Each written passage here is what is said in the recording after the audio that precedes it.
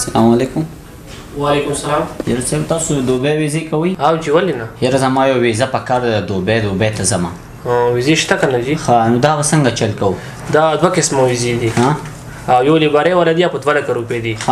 او جي او یو ډرایوینګ والا دی هغه په 3.5 لکه روپۍ دي. تاسو کومه ویزه کې ځئ؟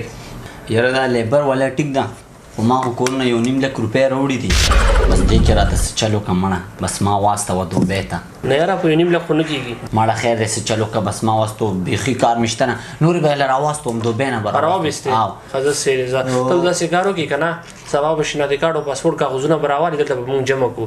سبا به ځو سبا به ځې نه هفته نیمه کې به دا مونږ ته ستاسو کاغذونه ولېږو هلته ستاسو ویزه به هلته وشي نو تاسو ته بیا مونږ کال وکړو سې دی نو هفته پس به ځو. او جي هفته پس به ځئ. ښه زه څه چل وکړه ښه بس بس بېغمه شه بس بېغمه شه الله پیسې اوچتې کړه. سې دی ټیک شو.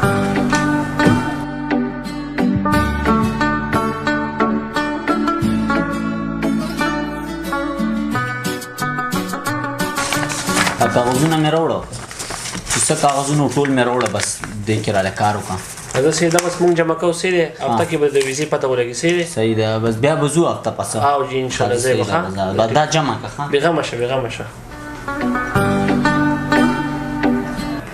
یاره زما ویزې څه چلو شو یار یو هفته خو تېره شوه. بېغمه شه یاره هفته کې به انشاءالله راشي. اوس بل هفته کې به راشي چې بل هفتې نه پاتې نه شي ښه صحیح ده خامخا یې وکړه ښه.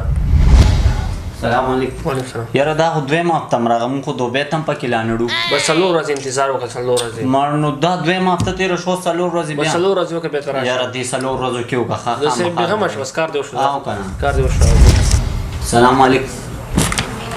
وعلیکم السلام. څنګه چل دی؟ یاره هغه زما ویزه بیا رانله. دا دې اوس مې ستا خبره کوله پوه شوې بس 2 ورځې پس راشه کار دې وشو. 4 ورځې هم پکې تېرې شوې دا څنګه ویزه ده مړه بس نه ځو بس نه ځو ما له پیسې راکړه. بس راځي که نه کاغذونه مې لیږلي دي که نه.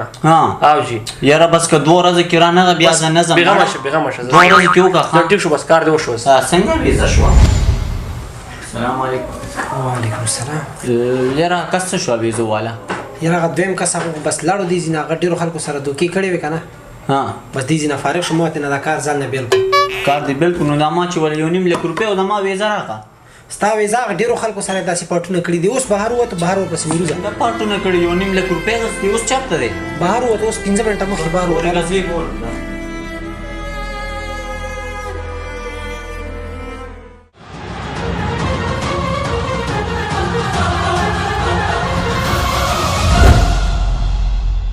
دا چرته ګرځېده پسې دفتر ته لاړم کس خو دا دوکهباز دی ما پیسې دې مو اخیستې ویزه م رانله پیسې روباسه. دوی د کورانه که خو ما سره دفتر کې کار کوي چېرته پیسې میسې خو درنه وانهخیستې ته وګوره جیبونه دې وګوره.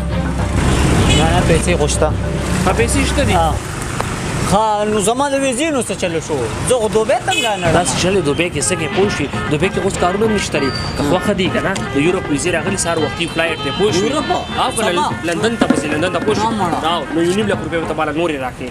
ماړه 1.5 لک خو مې درکړي زه به ته هغه اوس راوړم کلته نه ځي. نه ماړه راوړم او داسې چلو که دا 1 لک روپۍ دي که نه بس دې کې ماړه څه چلو 1 لک روپۍ باندې کار نه کېږي پوه شو زه بس 1.5 لک روپۍ هم راوړم ځه. نه نه داسې چلو راستول نه 1 لک روپۍ له راستول څنګه لاړ شم په سبا مې راستولي ته راوبېلېږي په داسې کار دی که نه نو بس خپل خپلوان نه رخصتي راواله بس سهار وختي فلایټ دی ایرپورټ ته ځان راسوه صحیح دی که نه. زه ځم بیګ تیاروم. بس ایرپورټ ته راشه زر راځه سبا به ځو ښه سبا. بس بانګونو مال راشه صحیح دوی د کورانه که ستا پرنګ خلک مونږ ډېر دوکه کړي شکل یې د اشنغرۍ پرنګ دی وزي مونږ د یوروپ نديل على السينما نعرض قاع الحماقة نخبر بابا عايق بالميت دعاء يا سيد دي سيدي نتزوج سليباتير كنت معود